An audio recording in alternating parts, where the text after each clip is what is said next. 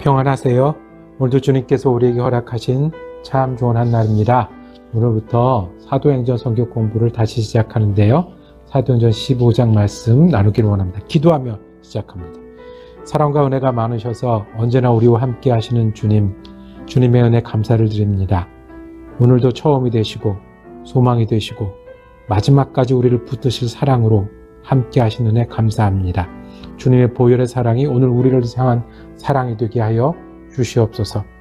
우리가 그래서 말씀을 보기를 원하며 듣기를 원하며 말씀을 따르기를 원하오니 말씀과 함께 역사하시는 주님이 오늘 우리 가운데 함께 하시는 주님이 되어 주시옵소서.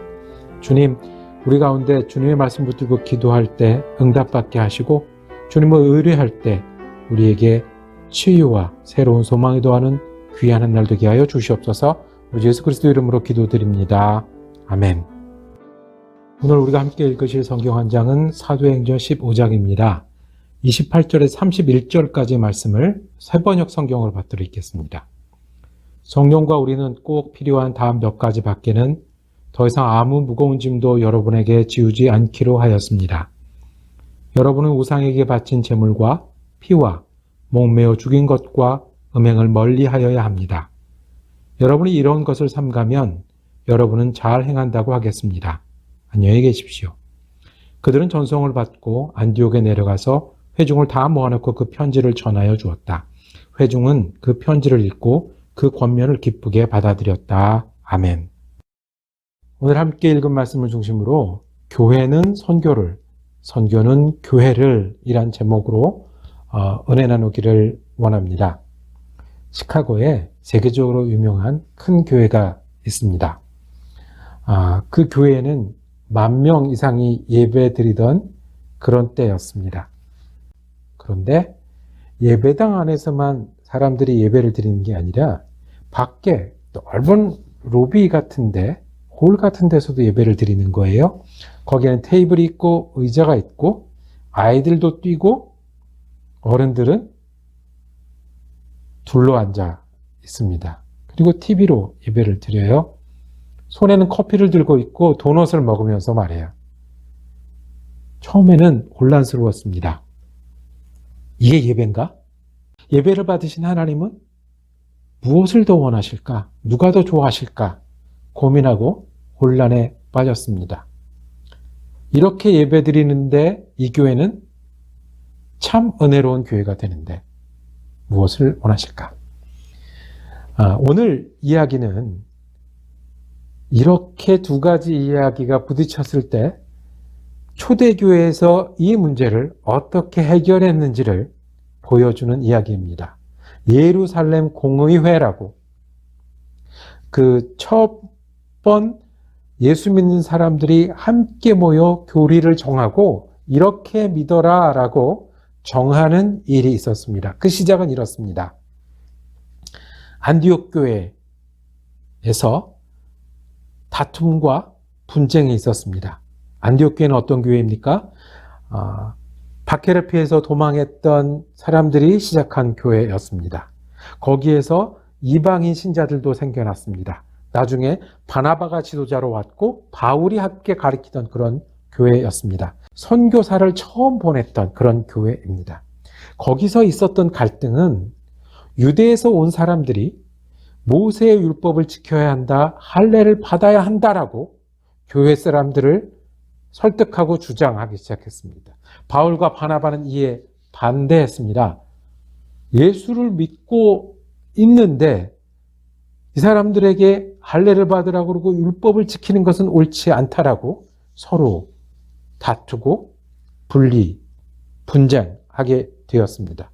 그래서 이 사람들은 안디옥 교회는 한 가지 중요한 결정을 합니다. 우리 어머니 교회에 가서 묻자.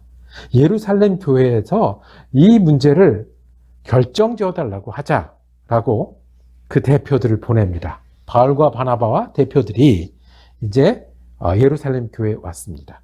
예루살렘 교회에서는 이들을 환영했습니다.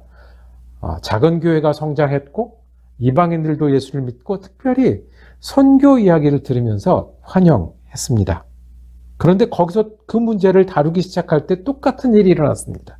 예전에 바리새파 율법주의자들은 할례를 하고 율법을 지켜야 한다. 예수를 믿어도 율법은 지켜야 한다라고 주장하는 사람들이 있었고 또 그 반대편에 사람들도 있었습니다. 많은 논쟁 끝에 사도 중에 베드로가 일어나서 자기의 뜻을 이렇게 말씀합니다. 우리가 주 예수를 은혜로 구원을 얻고 그들도 꼭 마찬가지로 주 예수의 은혜로 구원을 얻는다고 믿습니다. 왜 율법이라는 멍에를 지우게 합니까? 우리도 감당 못하면서 구원은 주 예수의 은혜로 얻는 거고 우리뿐만 아니라 누구도 이방인들도 주 예수의 은혜로 구원을 얻는다고 믿습니다라고 베드로가 주장했습니다. 그리고 선교 보고가 이어졌던 모양입니다. 나는 어디서 어떻게 선교했고 어떤 일들이 일어났고 그 말을 다 듣고 거기서 가장 권위 있는 야고보가 예수님의 동생 야고보가 일어나서 말씀합니다. 내 판단으로는 하나님께 돌아오는 이방 사람들을 괴롭히지 말고 그러니까 율법을 지키고 유대교의 전통을 지키라는 것은 새로 예수 믿은 이방 사람들을 괴롭히는 거다라고 이야기합니다. 베드로는 멍에 그리고 야고보는 괴롭히는 것이다라고 얘기하고 다만 몇 가지만 지켰으면 좋겠다고 그들에게 편지를 쓰자고 얘기합니다. 그 말씀이 오늘 말씀입니다. 확신을 가지고 얘기를 합니다. 성령과 우리가 하나님이 인도하셔서 우리가 내린 결론을 전합니다. 아무 무거운 짐도 율법도 계명도 관습도 내규도 강령도 지우지 않기로 했습니다. 대신 여러분 이것만은 좀 지켜주십시오. 세 가지 말씀인데 첫 번째는 우상에게 바친 제물, 두 번째는 피와 목매어 죽인 것, 그리고 세 번째는 음행. 우상에게 바친 제물은 우리가 우상을 가까이 하지 않아야 한다라는 원리를 말합니다. 영적으로 우상을 멀리하고 어울리지 말고 거기에 휩쓸리거나 돌아가서는 안 된다. 피와 목매어 죽인 것은 생명을 중요하게 여기는 것.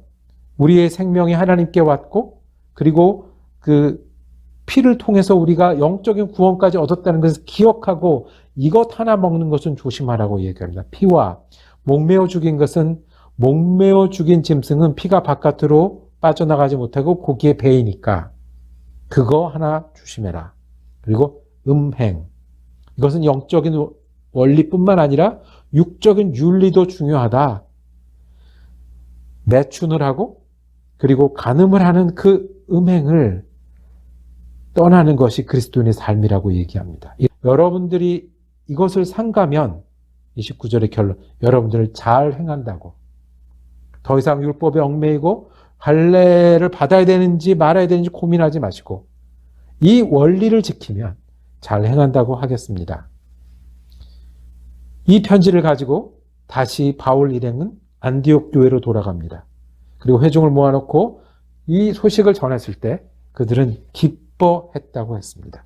그리고 이 원리는 안디옥 교회뿐만 아니라 초대교회 온 흩어진 모든 교회들의 원리가 되었습니다.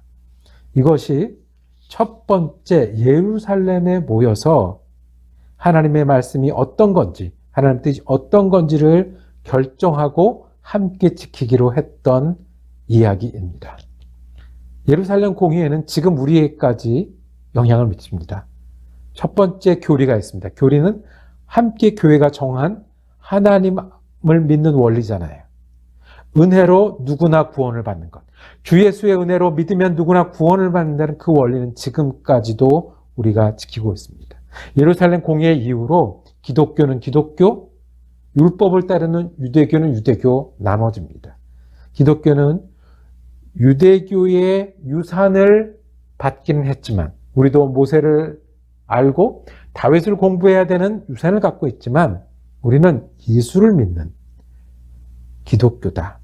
그리고 이 공의의 전통은 예루살렘을 첫 번째로 해서 그 다음부터는 교회에서 무엇을 믿어야 될지를 결정할 때마다 함께 모여 말씀을 열고 함께 해석하고 함께 결정 짓는 거죠. 삼위일체도 그랬고요. 사도신경도 그랬고요. 그리고 예수님이 신성과 인성도 그렇게 결정했습니다. 그리고 마지막으로 우리가 꼭 기억해야 될 것 있습니다. 그것은 안디옥 교회 선교는 예루살렘 공의회에서 믿음을 새롭게 했습니다. 선교하면서 이방인을 만났고 이방인이 예수 믿는 것을 보면서 우리가 무엇을 믿어야 될지 어떻게 행해야 될지를 묻는 질문이 생겼고 교회에 질문하게 됐습니다. 교회는 우리가 했던 대로 해라가 아니라 선교에서 얻어진 이 질문을 가지고 하나님 앞에서 성령과 우리는 선교를 인도하신 그 하나님을 다시 보면서 이렇게 새롭게 결정합니다. 그리고 그 결정을 가지고 다시 선교지로 나가게 됩니다. 또 선교는 선교 가운데 계신 하나님은 교회로 새롭게 되기를 부르실 것입니다. 그러니까 교회가 선교하고 선교는 교회를 새롭게 하고 새로워진 교회는 또 새로운 선교를 하고 선교는 또 교회를 새롭게 하는 일입니다. 우리가 믿음을 가지길 원합니다. 우리가 지켜야 될 하나님의 뜻과 원리를 꼭 붙드는 믿음의 용사 되기를 원합니다. 은혜로 누구나 구원받는 원리 지키시고 음행을 멀리하고 하나님의 사람들로 모이는 교회들을 지키는 우리가 되기를 원합니다. 또 교회가 선교하면 할수록 우리가 전도하고 그리고 선교하고 하나님의 뜻을 행해서 거기 계신 하나님을 발견하고 우리의 믿음을 새롭게 하기를 원합니다. 믿음은 지키는 게 아니라 새롭게 하는 겁니다. 하나님은 우리를 새로운 부르심으로 부르시기 때문에 그렇습니다.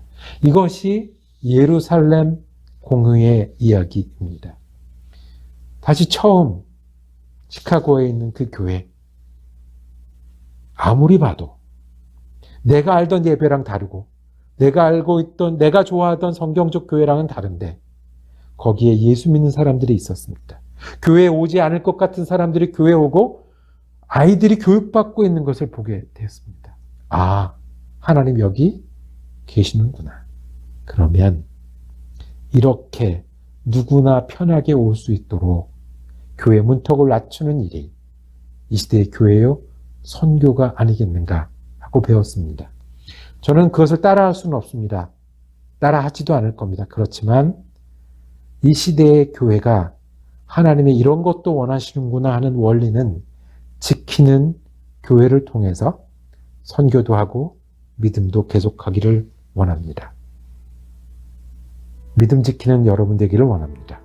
그리고 순종하면서 그 믿음을 새롭게 되는 여러분과 제가 되기를 원합니다. 기도하겠습니다. 주님, 첫 번 공회를 통해서 역사하신 하나님께 감사합니다. 우리가 믿음 지키기 위해 오늘도 노력하고 애쓰는 사람 되게 하여 주시옵소서. 무엇보다 하나님의 뜻이 여기 있으면 그것에서 벗어나지 않고 그것을 붙드는 우리가 되게 하여 주옵소서. 또 순종하고 전도하고 선교하고 사랑하면서 거기서 말씀하시는 하나님 때문에 우리의 믿음을 새롭게 하고 우리의 교회를 새롭게 하는 은혜를 더하여 주시옵소서. 우리 주님 예수 그리스도 이름으로 기도드립니다. 아멘. 말씀 묵상 함께 할 수 있어서 감사했습니다. 내일은 디모데전서 말씀이 이어집니다. 은혜로운 한 날 되시기를 축복합니다.